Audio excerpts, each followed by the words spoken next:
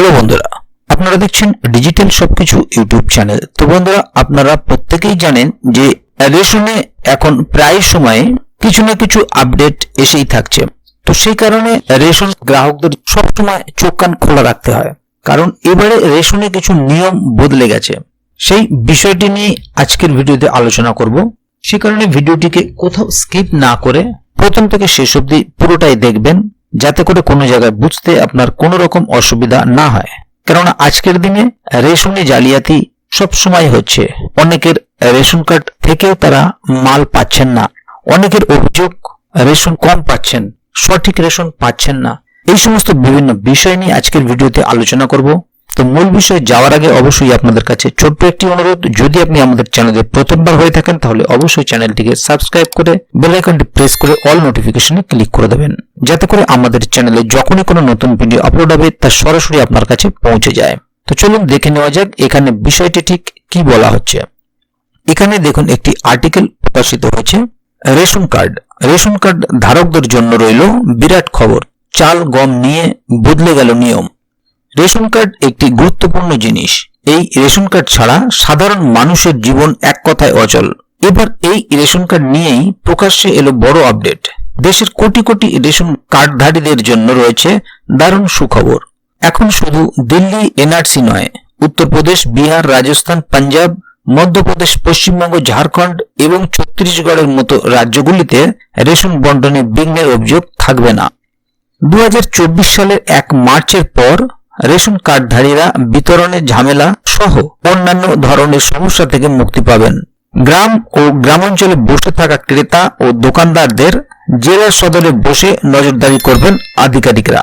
জেলা সরবরাহ দপ্তরে বসা আধিকারিকরা হন বা দিল্লিতে বসে থাকা আধিকারিকরা, সকলেই এখন পিডিএস দোকানগুলিতে কমানোর দিকে বিশেষ নজর রাখবেন।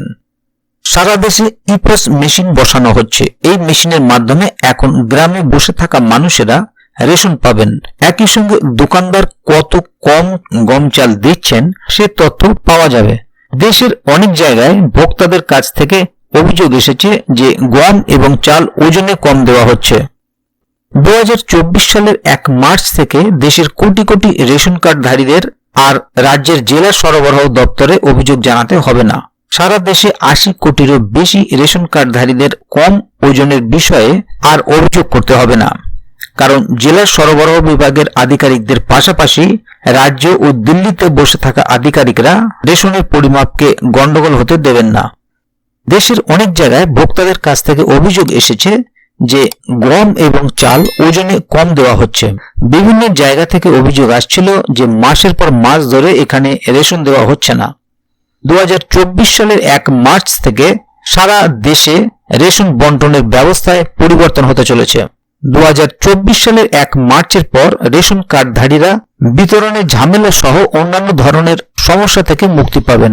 গ্রাম ও গ্রামাঞ্চলে বসে থাকা ক্রেতা ও দোকানদারদের জেলা সদরে বসে নজরদারি করবেন আধিকারিকরা। জেলা সরবরাহ দপ্তরে বসা আধিকারিকরা হন বা দিল্লিতে বসে থাকা আধিকারিকরা, সকলেই এখন পিডিএস দোকানগুলিতে কমানোর দিকে বিশেষ নজর রাখবেন। সারা দেশে ইপস মেশিন বসানো হচ্ছে। এই মেশিনের মাধ্যমে এখন গ্রামে বসে থাকা মানুষেরা রেশন পাবেন।